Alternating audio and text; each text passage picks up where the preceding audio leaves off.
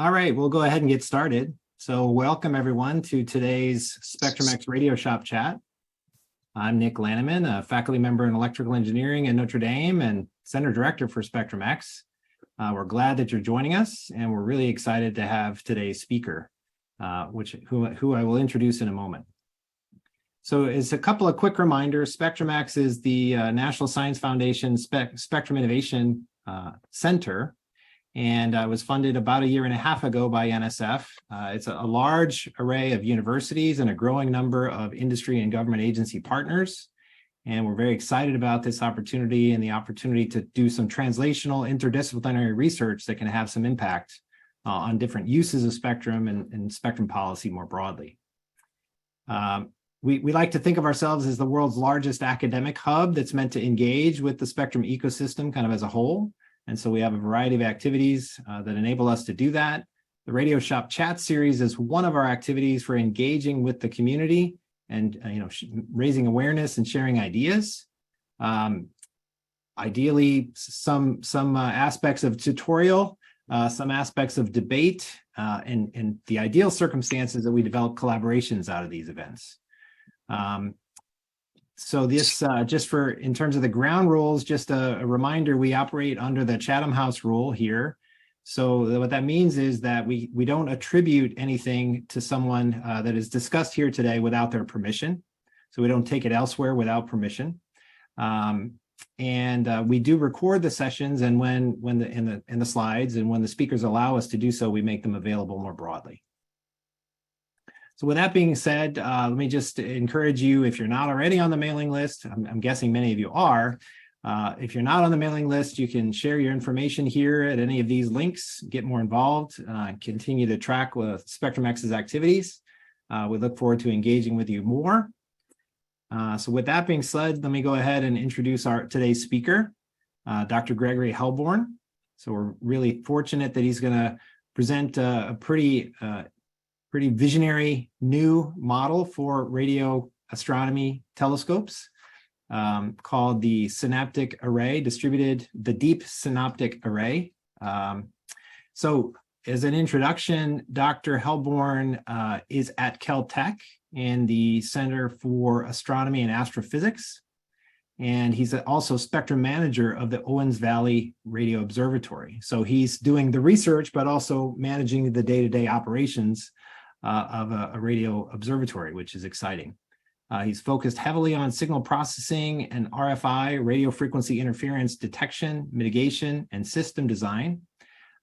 He's been at a number of other positions in radio astronomy throughout the world.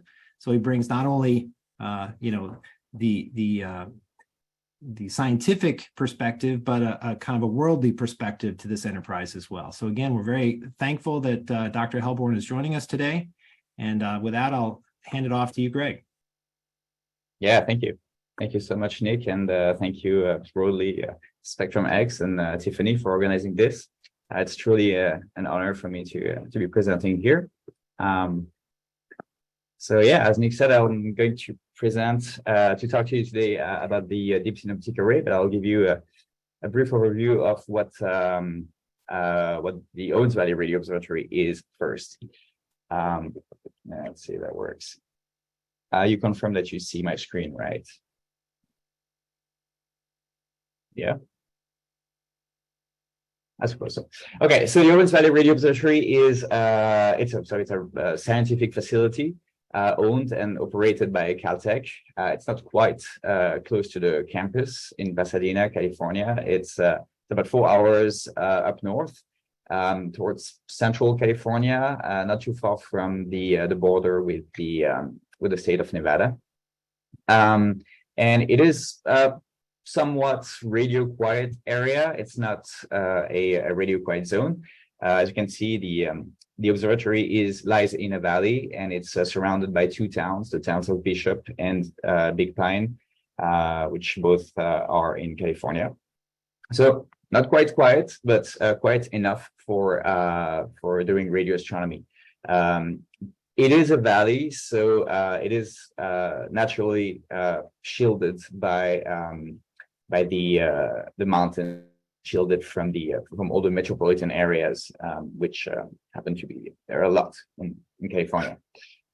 So yeah, we've been operational since 1958, and it is one of the radio observatory in the US, which operates over the largest range of frequencies. Now, what we do there is we have many instruments. Some of them are scientifically, productive, producing a lot of science, and some others are more of a research and development projects.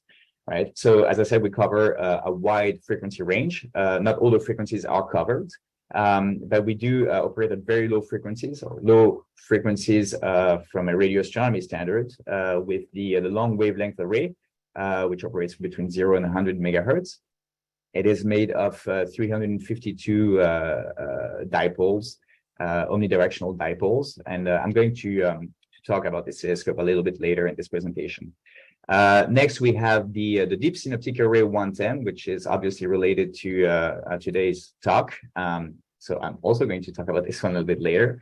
We have a solar array, the expanded Owens Valley Solar Array, which you can guess tracks the sun every day. It operates over a very wide range, 1 to 18 gigahertz in 500 megahertz of band. I think it is made of, if I'm not wrong, about 15 antennas. Next, we have the 40 meter, so 40 meter telescope, which so it is a single pixel dish antenna, operating 12 to 18 gigahertz, and it's operating a monitoring of galaxies. So it's just continuously monitoring about 15,000 galaxies. We have the CO map experiment, which is made of one telescope, but with a 19 pixel receiver, and operates at 26 to 34 gigahertz. And we used to be operating the Karma array, which was made of 15 antennas, operating over very high frequencies and large frequency ranges, going up to 265 gigahertz. We do have plans for also building an next instrument, which is going to be a telescope that's going to be part of the Event Horizon telescope, which you might have heard of a couple of years ago when they first imaged the first black hole. Now, I'm aware that most people on this call are not necessarily familiar with radio astronomy, so before going any further in this presentation, I wanted to give some background information on, well, first, what are the levels that we're talking about? Because it's not for aesthetic reasons that we build those very nice instruments. They have a purpose. So the sources, the astronomical sources that we're observing, detecting, analyzing, they are high energetic sources, very strong emissions, but they're also strongly attenuated because they're very far away. So there's a large distance propagation, and therefore large propagation loss. But they are also, and this is mostly for, in fact, uniquely for terrestrial radio telescopes, there's also absorptions in the ionosphere itself. So we don't really have the advantage of controlling the transmit power, right, in our system. The transmit power is just given by nature, and we have to deal with that. We don't usually use the watts as a unit. We use a Jansky, which refers to Carl Jansky, which in the 1930s was a pioneer of radio astronomy and detected the first emissions from the Milky Way. At the time, I was working for the Bell Laboratory. And we don't, so as I said, we don't really use power, but we use spectral power flux density. So one Jansky is about 10 to the minus 26 watts per square meter per hertz, right? So spectral, it's per hertz, and flux density, it's per square meter. Now, to give you a little comparison to things that some of you might be more familiar with, let's say we have a 1 Jansky source that's transmitting over 5 megahertz bandwidth at 880 megahertz. Those frequencies and frequency bandwidth are chosen because they correspond to LTE, which we have to deal a lot with, cell phone signals. Well, if that signal was received by an isotropic antenna, for instance, a handset, then the signal will be seen at about minus 183 dBm.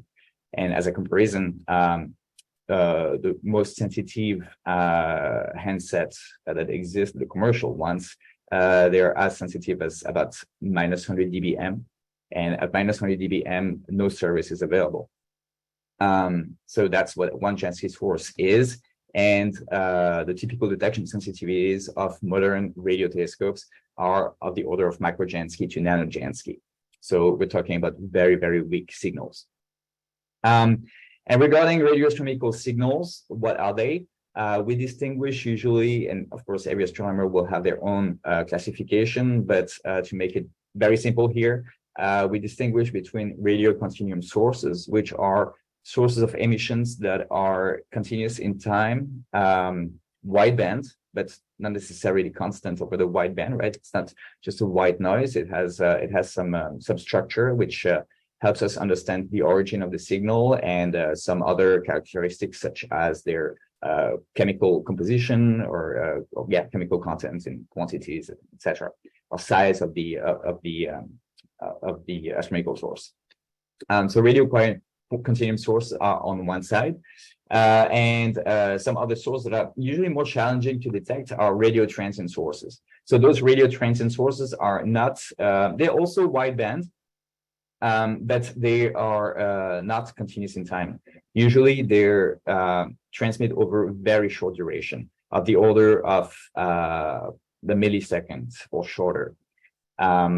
The signal itself, when it arrives on Earth or is detected by our instruments, is highly dispersed. This dispersion, as you can see here, this is basically time in the x-axis and frequency on the y-axis. There's some sort of quadratic dispersion that is due to the propagation throughout the interstellar or intergalactic medium of that signal.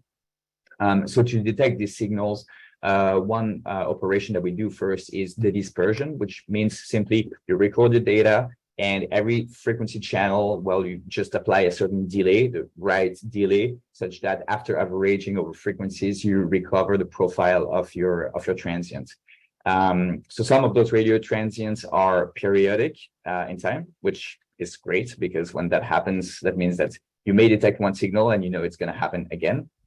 And some are either not periodic or with extremely long periods. It's hard to say that something is not periodic, right? Because it's not because you see only one burst that there's no other burst that might happen, another 10,000 years from now. But let's say those are mostly single events, and if you miss them, well, you just miss them. They're much more challenging to deal with. Anyway, so to go back to the Owens Valley Radio Observatory, as I said, it's not only a scientific facility, it's also a facility that's used for research and development purpose. And what we work on there is the deep synoptic array. Now, let me just get back a little bit on this idea of signals that we're trying to detect are very weak. They're also very challenging to either image and to detect. Well, we need to have very sensitive instruments, and the sensitivity in our telescopes are given by large collecting area, right? So large dishes. We have small very low system temperatures, and we also observe over wide frequency bandwidth and over long times. Long times that works obviously for continuous sources. You can integrate over a long time and improve your sensitivity that way. If the signal is intermittent, a transient signal, then you have still the three other factors to improve your sensitivity. And right now, until now, or until a few years ago, the idea when building a new radio telescope was to build a radio telescope in the highest quality possible, meaning very nice surface smoothness of your dish and very well understanding of your system response. So basically very expensive front end, which would then provide you with data of excellent quality. But with Moore's law evolution, the question that we asked was, what if we highly reduced the cost of the front end of a telescope by using front ends that are imperfect, but with a lot of data that we collected and we processed with, strong computational power, such that we can calibrate and correct for all the imperfection of the front end, but in the back end digitally. And this was sort of the precursor to what the deep synoptic array will eventually become. So there was a prototype made at Observatory of a single 4-meter telescope. That the idea was just okay, let's try to build a telescope simplest way possible, and in the cheapest way possible, and let's try to do science with it, right? So this precursor, we understood pretty rapidly that there's not much that you can do with just one telescope. So a few years later, in 2017, we built the DSA 10, which is simply the first DSA prototype, but built 10 times. And as a survey or a science goal, we decided to work on what's called fast radio burst. Remember, I mentioned some transient sources. They are they're transient, and they're also non-periodic, so very challenging to see and to detect, and even worse, to localize, because yes, you may have detected your signal because you were pointing in the right direction, but if you don't really know where to look at, it's more challenging. And in fact, those fast radio bursts are of unknown origin, and it is kind of a hot topic in radio astronomy right now. The idea is to try to detect as many of them as possible and try to localize them. So can we do that with the deep synoptic array? So that was tried in 2017 with 10 dishes that were built incoherently summed together. So it was not a coherent beamforming, it was just an incoherent, so basically summing the powers of all those telescopes. And with everything commercial, all the pieces, all the front end was commercial. And in fact, the whole telescope, even the back end, was commercial, of course. So the idea is just plug GPUs, plug a lot of storage behind this with this telescope, and try to make as much science as possible. So we did detect one FRB, but by the time we detected one FRB, I guess the National Science Foundation already trusted us and helped us design an even bigger radio telescope. The DSA 10 had this sort of inconvenience of not being steerable. You couldn't move neither elevation nor azimuth. So, or you could, but manually. So the idea is like, okay, can we do even better with the DSA 110, which means, well, have more antennas, more sensitivity, be able to not only detect signals, but once they're detected, have the possibility of localizing those signals. And to do so, well, we built the DSA 110, which has very cheap front-end telescopes. In fact, the dishes themselves have been ordered on Alibaba. They came all made, so at a very low cost. The receivers were custom made, but at a very low cost, and we did reach we do reach system temperature of 25K with 7K LNA, non-cryo-cooled, of course, because cryo-cooled would have skyrocketed the cost of those dishes. And this time we also added the possibility of moving the dishes themselves in elevation, not in azimuth, not necessary, but just in elevation. And I will get a little bit into the details of the DSA 110 shortly. And the next generation, as you can understand, is the DSA 2000. It's the topic of this talk today. So the DSA 110 is made of 110 antennas, 95 of which are in a T-shaped formation in the middle of the observatory. And this core is dedicated to the detection of the signals. So all the detection happens in real time which means that we form 256 coherent beams throughout the field of view of the telescope. We analyze each beam individually and in parallel. And whenever one of those beams detects a signal, then we use the data from all these telescopes plus all the outrigger, the 15 outriggers that we sort of dump. We store the voltage data for not more than a second. It's not necessary to take much data because, well, it's a lot of data, of course, but also the signal is very short in time.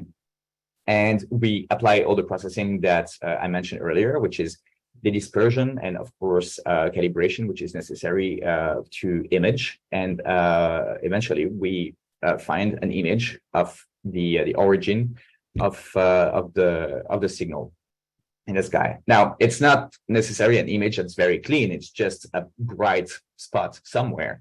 But that somewhere is vital for us to understand the origin of the signals. What's the precursor of that signal?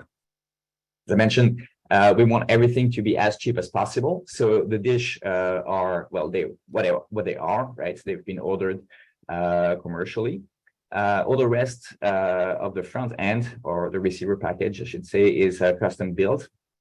So we have a cake pan feed, which operate over so that's in L band, so 1 gigahertz to about 1300 megahertz. Then the receiver, the electronics part of the receiver itself contains NNA, and also sort of signal processing, which includes filtering and equalization and so on. And then we have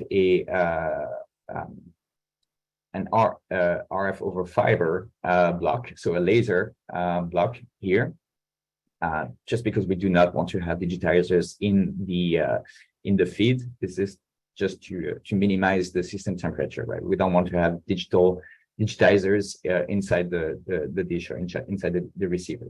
So everything is sent then through fibers into a central building where the signals are digitized. So it's about 300 megahertz worth of band, digitized and channelized, packetized in Ethernet, and then everything is processed through GPU servers. And those GPU servers, what do they do? Well, they beamform the data. They flag the data in real time. So flagging meaning detecting RFI and removing the evidence of RFI in the data, just so that we do not take them as potential real signals. And then it runs the dispersion and the calibration, which is needed for detecting those signals. And later on, once we have the voltage data, once we have the detection, as I said, we record the voltage data, which we then correlate. In astronomy, we use a process called interferometric synthesis, which means that we are correlating the data from all the antennas. And those correlation called visibilities are the Fourier domain pixels, right? So by inversion of the Fourier of this system, we do get an image or a localization of the origin of the signal.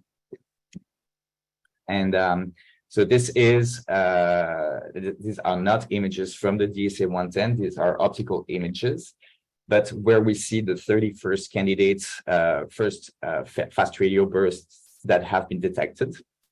So the localization are just those two yellow bars in the middle of each images, and we use optical images to overlay on that detection or direction of arrival estimation to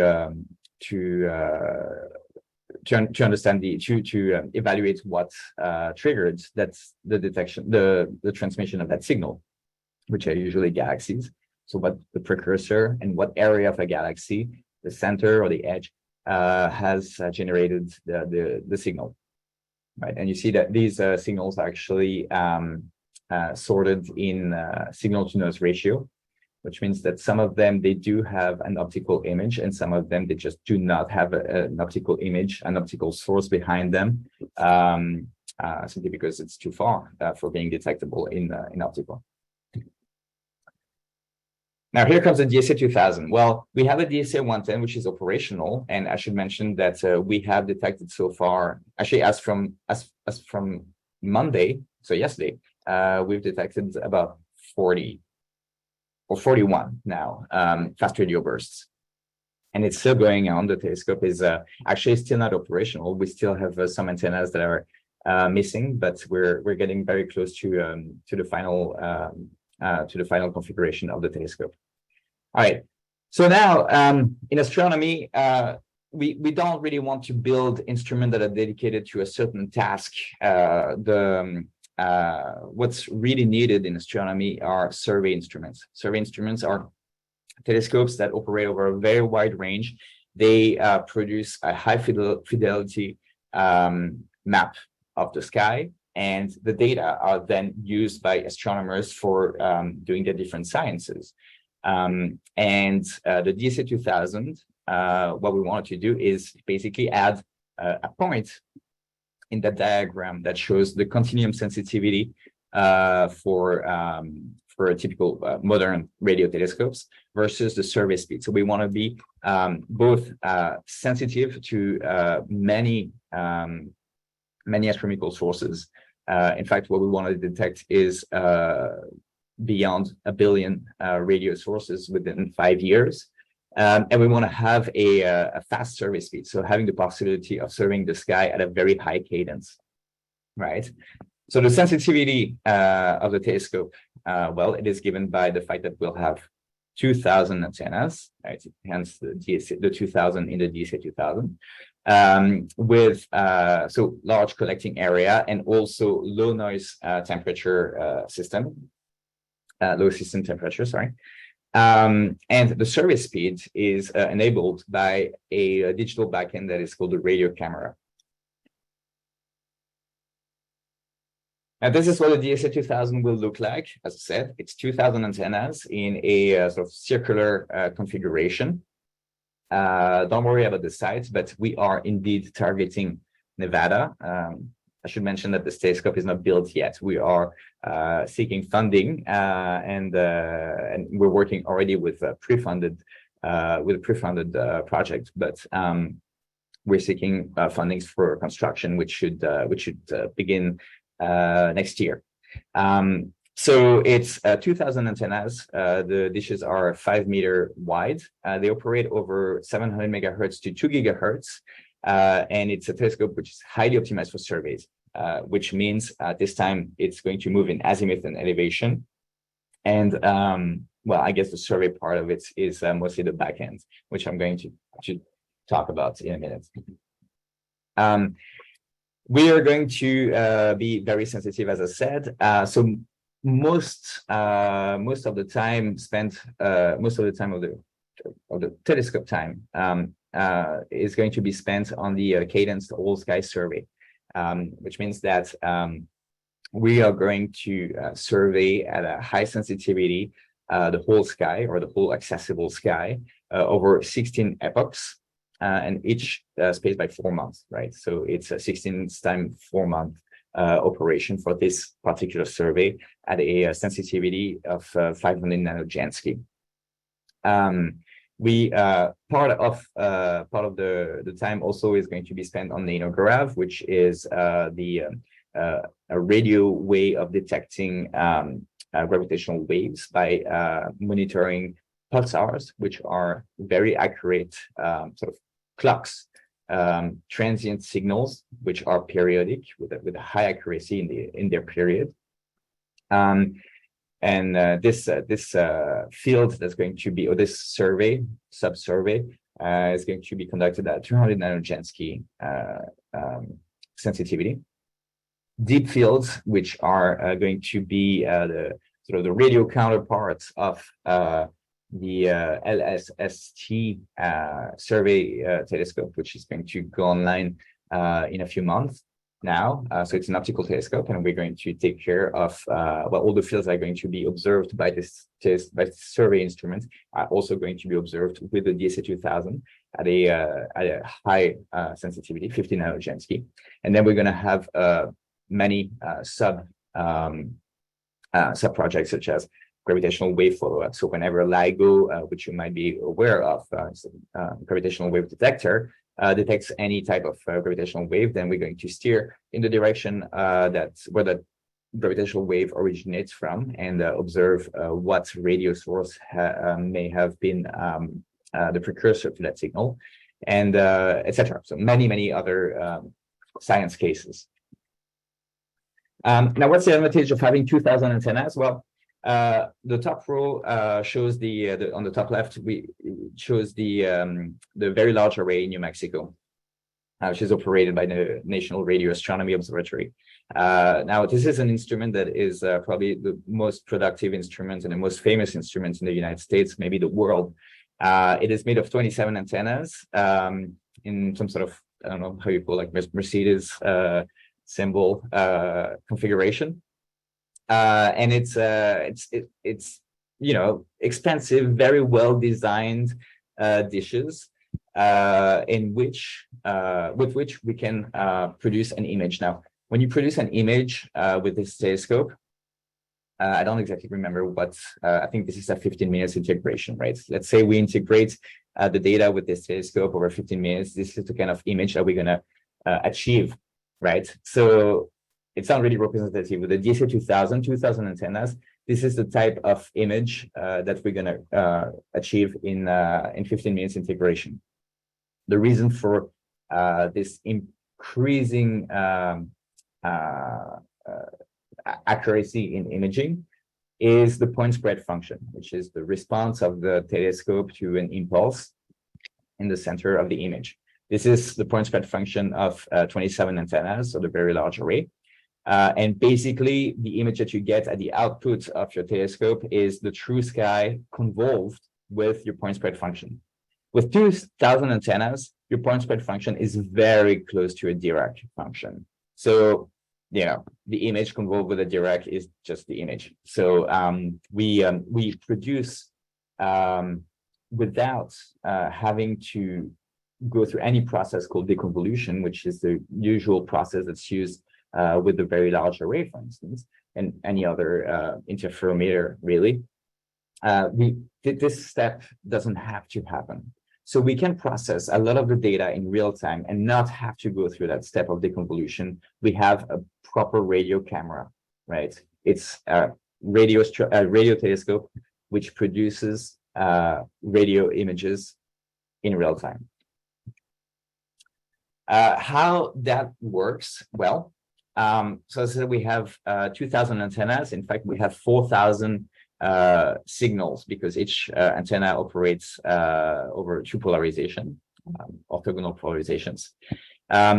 So the whole front-end receiver looks very similar to the DSA 110, as in everything is transmitted over fiber. So it's RF transmitted over fiber into a central processing building, where the signal is amplified and filtered and goes through an ADC. And after ADC, we proceed with channelization through a polyphase filter bank. And then we operate a big transpose in which, every server here sees one antenna or a very small subset of antennas with all the frequencies. And after this massive data transpose, each server this time will see all the antennas, but at a single frequency channel. What we do at a frequency channel, we cross multiply. This is the correlation part of the radio camera. We flag and calibrate, again, detecting RFI, removing RFI before further processing, and we calibrate the data in real time. Then we go through a stage of gridding. The gridding is probably the most complex part of it. It's basically a way to use the FFT instead of a discrete Fourier transform to produce an image, right? It's just the idea of resampling the image which is actually computationally pretty heavy, right? With talking about 4 million correlation, 4 million correlation per frequency, and then FFT and image. So the output of the telescope then is images per frequency channel, which are then combined the way we want to produce an actual image of high sensitivity. And so we want to go as commercial as possible. Everything that's digitized and channelization, and of course Ethernet packetized, etc. It's going to be operated with an RF SoC, system on chip. So commercial one, right? Zinc. Everything is FPGA based. We use 100 gigabit Ethernet switches for this massive data transpose, and then GPU servers to run all the rest of this process, which we're going to get into. We have demonstrated the possibility of doing a radio camera with the long wavelength array, which I mentioned earlier. It's this telescope that operates between 0 and 100 megahertz. Now the difference is we don't have dishes there. It's omnidirectional isotropic antennas, which they see the whole sky. And what you see to the right is a video of the data produced with this telescope, right? You see the Milky Way, which is this bright and Milky Way in the middle of the image, and strong radio sources as well. Let's see if I can replay it. Only I can't. Sorry. But, look, you've seen we're able to produce. So right now it doesn't work in real time. The idea is to prototype the whole real time stream. But we've been collecting data and sort of running them in a real time fashion, in a simulated real time fashion, to produce this to produce and validate the radio camera concept. Regarding the technology, so everything is going to be custom built this time. There's no commercial equipment for the front end. So the dishes themselves are going to be made on site by a process called hydroforming. So it's through high pressure water that the metal is going to take the shape of the dish, and the rest of the structure is going to be built on site, well, shipped to the site. The feed is a cake pan feed. It's no joke, it's an actual cake pan, because it turns out cake pans have excellent RF properties, and we are in discussion with a company called I think Fats.io that produces cake pans and produces cake pans for us with the right size and characteristics.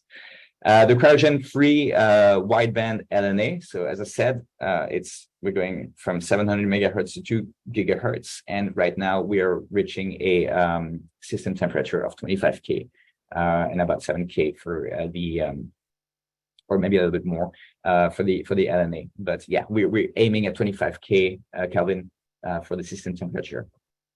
The unit cost is about $25,000, which is rather cheap for radio astronomy. System temperature lower than 25 K with an aperture efficiency of 0.7, and signal transported over fiber.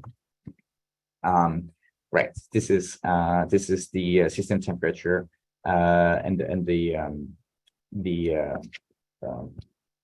content of the system temperature, the different factors of the system temperature over the whole frequency range. And as you can see, we're mostly under 25 K, which is required for astronomical performance. This slide shows things that I've already mentioned. So we have a very large fiber network that's going to run through the site, connecting each antenna. We do sample the whole signal from the array, or we do direct sample. So we sample at 4.4 gigasample, and basically gigasample per second, and we basically reject whatever channels we are not interested in. Mostly not interested because of RFI issues, which I'm going to spend most of the time for the rest of this presentation on. We channelize the signal at 134 kilohertz bandwidth. So we have 9,700 channels to work on, and we're working with about 5,000 GPU servers for the radio camera. So it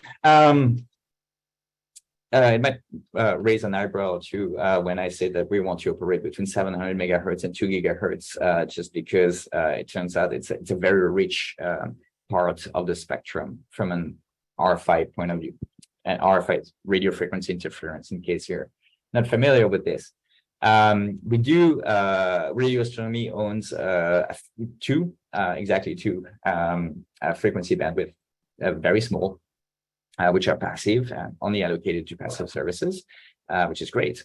But we do have to deal with a lot of transmitters in that band. In particular, we have the whole cellular network, which operates under about 900, in the 700 megahertz and 800 megahertz, and above 1800 megahertz as well. And the rest is mostly aeronautical, GNSS, all the GNSS constellations fall in our band as well, and satellite communications. Now we do distinguish various levels of interference. First of all, first level is no interference, where observation can proceed perfectly. We can admit a certain level of RFI, which is currently being evaluated. We try to quantify how much RFI can we handle without even having to get rid of the data, which is going to be a very low level of RFI. Then we have another level of RFI, which is below minus 75 dBm of total power at the feed terminal, where the interference can be detected and excised, so basically removed from the data, and then we're just going to work on data that have holes in them. It's not a problem. We're used to that. We can do that pretty easily. Then another level of RFI is between minus 75 dBm and plus 8.8 dBm, where we do see nonlinear behaviors, mostly at the ADC level, but potentially, LNA and other parts, the fibers, will eventually saturate as well, and we're going to see more and more harmonics and intermodulation products. And when those intermodulation products happen, well, we just cannot observe. We have to get rid of the whole data, because there's no way we can safely ensure that one frequency channel is unaffected by interference. And then above 8.8 dBm at the feed terminal is where we expect the amplifier's burnout level, where the receiver will have to be will be damaged and will have to be changed. And this is not we do not fear that level. We don't think we're going to see any interference are going to drive us to up plus 8.8 dBm at the feed terminal. So how do we deal with RFI in astronomy? Well, RFI is a big issue, and it's obviously getting bigger with time and development of wireless technology. One of the first issues with RFI is that it can potentially mask a signal that we're trying to detect. Right. So imagine that some type of astronomy aims at detecting spectral lines, but if an RFI uses the same frequency at one particular chemical spectral line, there's just no way we'll be able to distinguish what's RFI and what's the spectral line. So this is just removed. And there's no science that can be done at that frequency. Also, I mentioned transient signals, which sometimes are periodic, sometimes they're not periodic. And if they're not periodic and there's an RFI that occurs at the same time, needless to say that the signal has been lost. Some RFI may look like transient sources, right? So some radars that do operate with a quadratic chirp over frequency, and could mislead detections. Also, some narrowband signals can look like spectral lines as well. But it's kind of unlikely because we have ways of understanding whether a signal is of astronomical origin or not. Mostly the issue that we see in astronomy is the data that we have to remove and creates loss of data. As I said earlier, the ways for us in astronomy to reach the sensitivity that's required for detecting astronomical sources is large collecting areas, low system temperature, wide bandwidth, wide frequency bandwidth, and long integration time. And with the data loss, well, we do lose the large frequency bandwidth because we have to get rid of some frequency bands, and we do remove also some times of observation. So yes, you can still achieve the sensitivity that's required, but that would require longer integration time, which means that your telescope will be used for one particular project when multiple projects would like to use the telescope for other reasons. So it's a problem. It increases the operational cost and reduces the instrument sensitivity and availability. Also, the presence of RFI creates unsolvable calibration solutions, which means that you're going to have data potentially, but your data will not be able to be calibrated. So imaging will be challenging. Plotting your data and analyzing the data will be very hard without calibration. And in very rare cases, RFI may also lead to system deterioration. So, as I said, for the DSA 2000, between 700 megahertz and 2 gigahertz, we have a lot of mobile aircrafts and spacecraft transmitters. Airborne and spaceborne transmitters, which, you can argue that you can go anywhere in the world and you will probably have something a level that's pretty similar. So choosing a site for a telescope, given just the flying transmitters, is not a good reason. But what is static and what is infrastructure in place and is going to fall in our band are the cell phones, so cellular communications, LTE in particular. And so the first data that we used for trying to find a site that would be appropriate for the DSA 2000 was to plot the density of cellular towers and cellular antennas throughout the US. And when you do that, and this is the plot that you see here, so each very small dot, you would not have the resolution on your screen to see a single dot. Each dot corresponds to a cell tower or antenna. And clearly, if you had to point like an area where to put a telescope, knowing that you want to avoid those dots, well, it looks like Nevada is a really good candidate because the population density is fairly low, much lower than any other place in the US, and therefore there's no need for as many cell towers as in other areas, right? So that's what we did. We chose a few areas, and again, the Owens Valley is in a valley, and we see the benefit of existing in a valley just because of the natural shielding of the mountains of the valley. So we want to find a valley. Luckily, Nevada has many of them, and we want to find a quiet spot. So we designed this trailer, which is a mobile spectrum monitoring station. It's completely autonomous. It has batteries and solar panels. We have on our first survey, we had 3 antennas, 1 omnidirectional antennas and 2 directional antennas. That this design has changed since then slightly, but we're still sort of proceeding with the same way.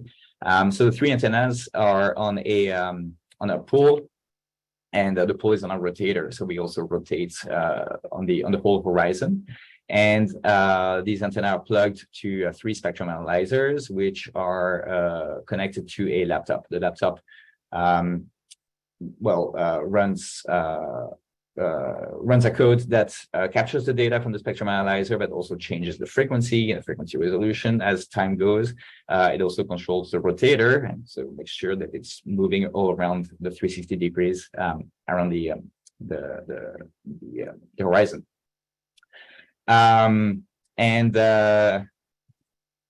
And this is what we did. So, for instance, I'm showing we're still in the process of site selection right now, but this is the kind of analysis that we're doing. And it turns out it's clearly not as quiet as we expected, right? Nevada still has cell towers, and yes, it has much less cell towers than other places, but much stronger cell towers. We're still investigating areas that have very low density, but I want to show here the results of our spectrum monitoring. Now, I don't have exactly the whole allocations of all the different frequencies, but what you see in gray are the terrestrial transmitters. That's the gray parts of the spectra. In blue, it's the mean spectrum. In red, it's the max spectrum over 24 hours. So what we did with our trailer is basically we moved our trailer every 24 hours to another spot, collected the data, and then went home and processed those data. And you can see that's propagation is something that we really need to take in account, and simulations are very helpful for that. We're using we're actually running some sort of study right now on what's best software for running the simulations in such an environment as the Nevada desert. But you see, for instance, here, those three spectra have been collected in those three spots around the, so this is supposed to show where the array would be. And that's where you see most of the signal transmissions from that one cell tower, which is in the southwest, sorry, of the array in that candidate site. Again, this is a candidate site. This is not a final selection of the site. And you see other spots that have a much better, much more appropriate spectrum content, right? So this is what we deal with for our site selection. Of course, site selection doesn't only take into account the RFI environment, but it's obviously an essential part of that selection. And we do also partner up with some cellular companies, in particular AT&T, T-Mobile, Verizon, to basically get more information on what are the transmissions. So what frequency bands are allocated to them, what's the transmit power, what's other plans, the future plans for developments in those valleys, which are very essential for us to understand and make decisions, right? Because once we've made a decision, it's a decision that we're going to stick on for 5 to 10 years, to maybe 20 years. So we don't really want to have a bad surprise. I also mentioned that other parts of the spectrum are used for air traffic control, ADS-B in particular, and other communication and radar systems for aircraft. So what you see on the top of the slide is histograms. We have a lot of air traffic data to process right now, and to basically assess what is the received power to be expected over, for instance, 24 hours or whatever time periods that is going to be contributed by those ADS-B systems.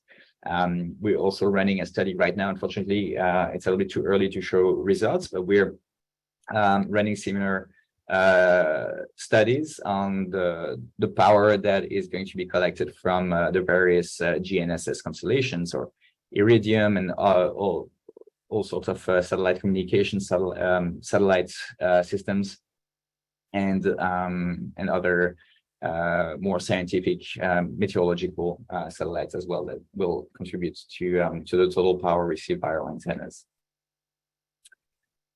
To understand what the impact of those RFI will be on our telescope, we developed a simulation framework as realistic as possible, where we do decide what kind of transmitter we want to observe. For instance, a cell tower. It could also be an airplane or a satellite. So we define a location. We generate a signal, for instance, using MATLAB toolboxes for the LTE, right? I mean, use the LTE toolbox. Or we do collect IQ data from the cell towers, which we then inject in our simulation framework. We apply some channel models, which include multipath, path loss, and polarization impact. We do have antenna patterns, radiation patterns for our telescope, and we model the receivers, which means modeling all sort of attenuators, potential saturation points, channelization, integration time, etc.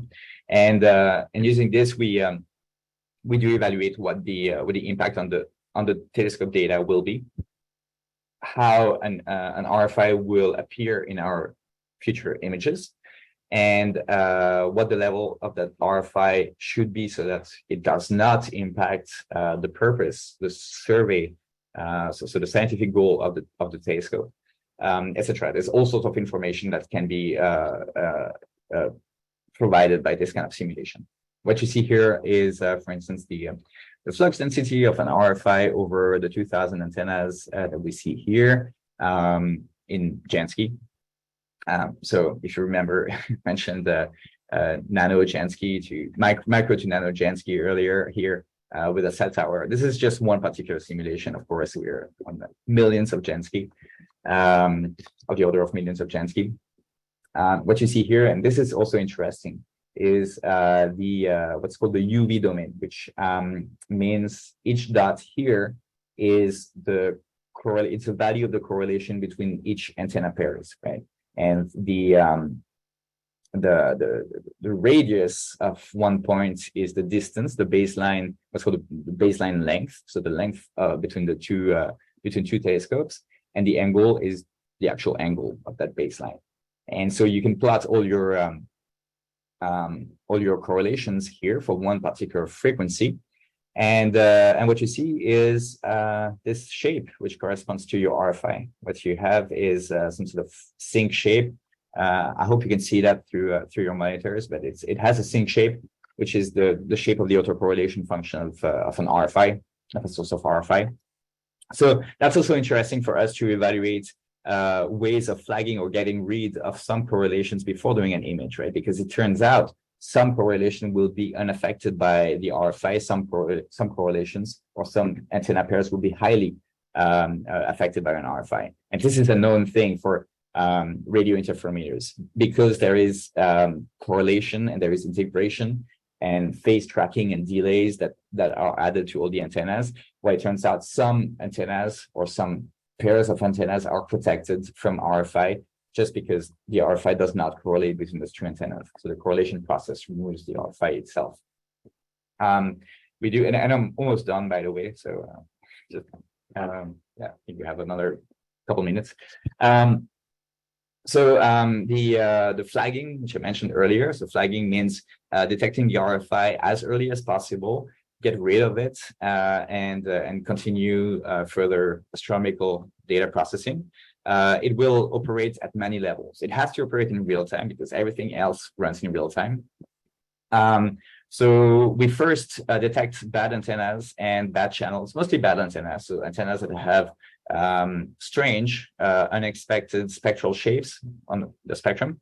So we do detect them at the receivers themselves, not at the antenna, but right post digitization. And we remove those antennas from the system before correlating them with all the other antennas. Post correlation, sorry. We do apply a flagger that operates in the correlation domain. So this time we have access to multiple frequency channels and multiple times for all the antennas. So we sort of detect subset of antenna pairs to be removed from the data before and replaced with zeros or whatever data before doing the image, before making the image. We apply the calibration. We evaluate also how conclusive our RFI flagging worked through calibration. If the calibration matches a sky that is sort of normal, then we know that our RFI flagging worked well. If that's not the case, then we have to either get rid of the data completely or rerun or make better, well, basically change the thresholds of our flaggers. And finally, once the images are produced, we have other ways of removing in the image plane RFI through well, quality control and image processing techniques. Yeah, I will not mention that. This slide is probably, well, it's very important to us. It is the concerns for the future. As I said, it's a telescope that we're going to build next year, and it's hopefully going to be operating for the next 5 to 20 years. And it matters to us to understand what the future of the radio environment, spectrum environment, will be 20 years from now. And we have massive concerns, mostly with those satellite to cell phone systems, which will be operating in the 700 and 800 megahertz bands.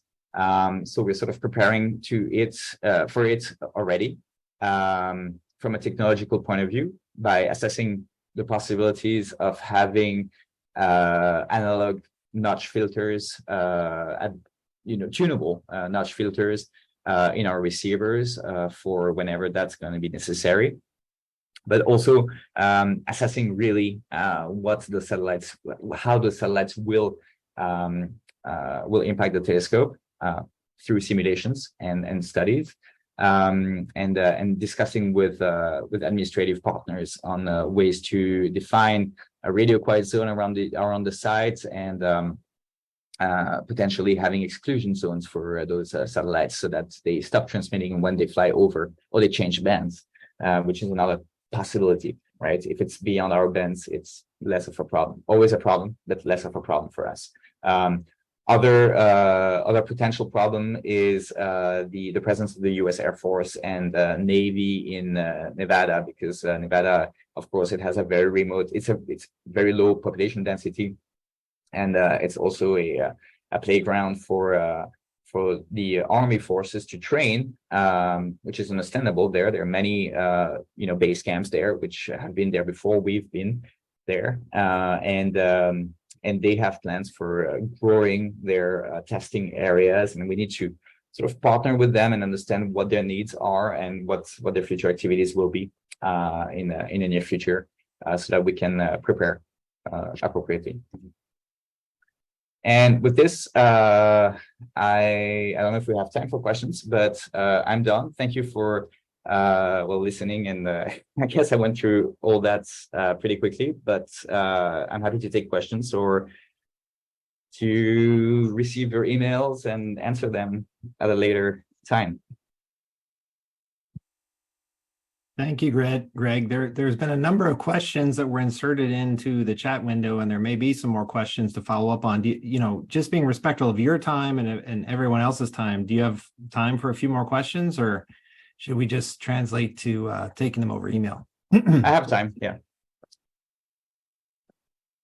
Okay. I've only got a few minutes because I have to run another meeting here shortly, but let me just go ahead. And I think Layla had one of the earliest questions. Hey, Layla. Hi. Oh, okay. I'm interested in the calibration process, but I think it's a kind of long answer. So my specific question is, what complains first, the nonlinearities of your LNA or the dynamic range of the ADCs? Does it make sense? Like the constraints on the this is mostly given by the RFI environment. So once we have selected the site and we are sure of that, we've made a final decision, then we'll evaluate over long time ranges what are the RFI levels that we have to expect there. Yeah, I saw that you have some initial specs, and I was wondering, because you said that above minus 75 dBm, you start seeing nonlinearities and you can lose your data. But also you have the ADC dynamic range. I was wondering if what damages your signal is the nonlinearities of your LNA or the limitation of your ADC. Does it make sense what I'm asking? Yeah, it does. So I'll have to send you those information because I don't have them ready just here. But we do have the evaluation of the LNA dynamic range. The ADC is where it's where things are going to go bad at minus 75 dBm. That's where we put the limit. That's where we're going to see intermodulation products, which we see already with another telescope. So what I can tell you is once we have intermodulation products, it's the smearing of that RFI will happen over the whole frequency range. There's just no way we can recover, not even like a few bands here and there, a few channels here and there, because we just never know whether a channel has been affected or not. So it's just safer to get rid of everything. We do have some assessments and analysis. I'm happy to share that with you. And we have reports on that. Yeah. Thank you. Thank you so much. Yeah. Next up, I think is, I apologize if I mispronounce your name, but Sunaid Ozturk, are you still on? Yeah, I'm still on. I have some question about this RFI threshold. As far as I read from the ITU documents, those thresholds were very low, and it was around like minus 160 dBm. But in your slides, if I understood correctly, you were using a minus 75 dBm as the threshold. I mean, are these thresholds updated, or is there any work or report you can point about it to me? Right. So these are given for these ITU thresholds are given for frequencies that are allocated to radio astronomy. But the issue is that if we're limited ourselves to those frequencies, we would not have the sensitivity that's needed for astronomy, just because they're too narrow and too sparse in the frequency spectrum. So we do need to operate at frequencies that are allocated to other services. And once you operate at those frequencies, well, you just have to deal with their allocations and their permissions. So we're just talking from a system point of view. We have our own thresholds, which means that we'll not be able to operate, but there's no way we can tell, AT&T to stop transmitting because they exceed our levels. It's not their problem. They're just doing everything legally. We have to be prepared for handling their signal strength. Okay. All right, maybe the final question from Julie Knapp.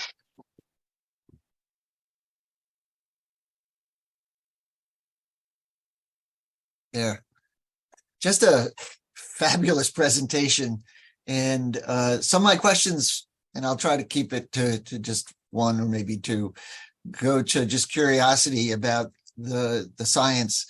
So one question was, what's the duration of a typical observation? Are these relatively short or long or what? Yeah, so it's a sky survey, which will survey the whole sky, and every pointing will run for 15 minutes. So we're going to have 15 minutes integration per pixel on the, it's not a pixel, it's actually an image of 3. I don't remember, a couple arc seconds of image on the sky.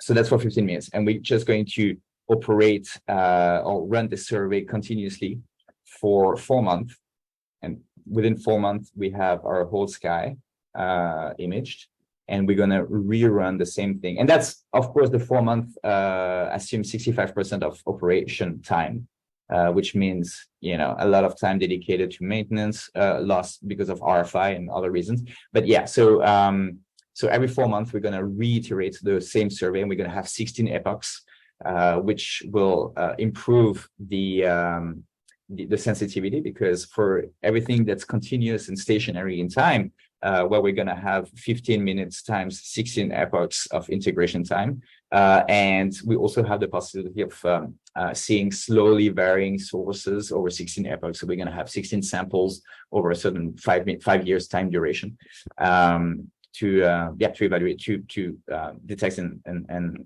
study slowly varying sources. Thank you. Just fabulous presentation. Thank you. All right, I'm going to have to call it. I apologize to others that have asked questions, and Rick, who's begging to ask a question. Greg, would you mind dropping your email in the chat window if people need to follow up or would like to follow up with you?